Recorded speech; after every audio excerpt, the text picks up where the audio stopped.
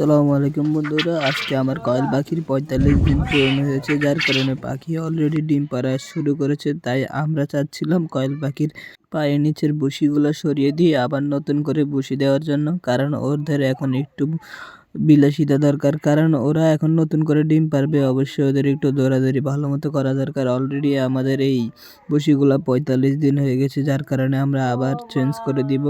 কারণ চেঞ্জ না করলে ওদের ডিম পারতে অসুবিধা হবে, কারণ এগুলার মধ্যে অলরেডি ভাইরাস ধরে ফেলেছে। হিসাবে ৪৫ দিনের বেশি যদি হয়ে যায় তাহলে অবশ্যই ভাইরাস ধরার আশঙ্কা থাকে। তাই আমরা এগুলো তাড়াতাড়ি চেঞ্জ করে পরিষ্কার করে আবার নতুন করে দেওয়ার চেষ্টা করতেছি।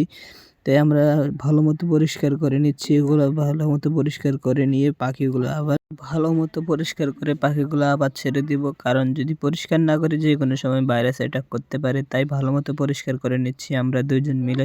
পাখিগুলোকে অলরেডি আমরা খাঁচায় বন্দি করে নিয়েছি, যাতে পাখির গায়ে কোনো রকমের ঝাড়ু কিংবা পা লেগে ওদের কোনো অসুবিধা না হতে পারে। কারণ পাখির গায়ে যদি ঝাড়ু লাগে কিংবা পা লাগে ওদের অনেক ক্ষতি হয়। কারণ এসবের কোনো ঠিক নাই, কারণ যে কোনো সময় পাখি যে কোনো রকমের অসুস্থ হতে পারে। এখন শীতকালে প্রথমত, দ্বিতীয়ত আমাদের একটু সাবধান থাকতে হবে। তাই আমরা আগে করলাম পাখিগুলোকে খাঁচায় ভর্তি করে তারপর আমরা এখানে বসি দেওয়ার চেষ্টা করব।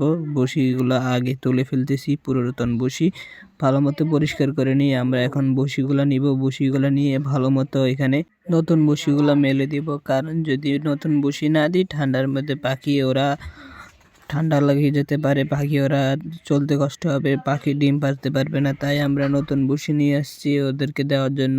পুরাতন বসিগুলো ফেলে দেওয়ার ব্যবস্থা করে নতুন বসি এনে ঢেলে দিচ্ছি। ঢেলে দিয়ে ভালো মতো এগুলো মেলে দেব। মেলে দেওয়ার পর ঠিকঠাক করে দিয়ে তারপর ওদেরকে পাখিগুলোকে আবার ছেড়ে দেব আর ওদেরকে আদার দিব। আর শীতকালে সবাই পাখি পালতে সাবধান, কারণ শীতের কারণে যে কোনো সমস্যা হতে পারে। একটু পাখির দিক দিয়ে আপনারা অবশ্যই দেখবেন পাখি ঠিকঠাক থাকে কিনা, সুস্থ থাকে কিনা। পাখিকে ওষুধ ঠিকঠাক মতো দিবেন, না হলে আপনাদের পাখিগুলোতে যে কোনো সমস্যা হতে পারে। তাই আমরা সুন্দর মতো আগে ভুসিগুলোকে ঠিকঠাক মতো লেড়ে ছেড়ে দিচ্ছি। দেওয়ার পর এখানে পাখিগুলো ছেড়ে দেব। ছেড়ে দেওয়ার পর ওদেরকে সুন্দর মতো আদার দিব, পানি দিব, পানিতে ওষুধ দিব। ওষুধ দেওয়ার পর পাখিগুলোকে রেখে দিয়ে আর এই অবস্থায় ওদের অবশ্যই ওষুধ দরকার। ওষুধ আপনি যদি ওদেরকে ব্রয়লারের সোনালি স্টার্টার দেন, তারপর যখন ডিম পাড়া স্টার্ট দিবে অবশ্যই ওদেরকে লেয়ার 1 দিবেন। এরপর ওদেরকে আপনাদের ডিম ভালো মতো পাড়ার জন্য ইসেল নামের একটা ওষুধ আছে, ওই ওষুধ দিতে হবে, না হলে পাখি ঠিক মতো ডিম পারবে না। তাই আমরা পাখির জন্য ওষুধ, খাবার সব কিছু ঠিকঠাক রেখে দিয়েছি যাতে পাখির কোনো অসুবিধা না হয়। তো অলরেডি আমরা পাখি ছাড়া শুরু করতেছি। পাখি ছেড়ে দিব, দেখবেন পাখিরা কি সুন্দর করে এখানে দৌড়াদৌড়ি করে। নতুন বসি পেলে ওরা অন্যরকম খুশি অনুভব করে, তাই ওদেরকে আমরা ছেড়ে দিচ্ছি সুন্দর মতো। ওরা ঠিকঠাক মতো দেখতেছেন দৌড়াদৌড়ি করা শুরু করেছে, কারণ পাখিরা নতুন বসি পেলে খুব সুন্দর মতো নাচানাচি করে, এগুলাতে ভালো মতো গড়ায় নিজেকে, এগুলোর মধ্যে ডুবিয়ে ফেলে। তো এগুলো দেখতে অন্যরকম একটা শান্তি কাজ করে। তো আমরা সবগুলো আস্তে আস্তে ছেড়ে দিচ্ছি। ছেড়ে দেওয়ার পরে এগুলোকে আদার দেবো আর ওষুধ দেবো। আপনারাও যদি পাখি পালন করেন সব কিছু নিয়ম মেনে চললে অবশ্যই আপনাদের পাখির কিছু হবে না।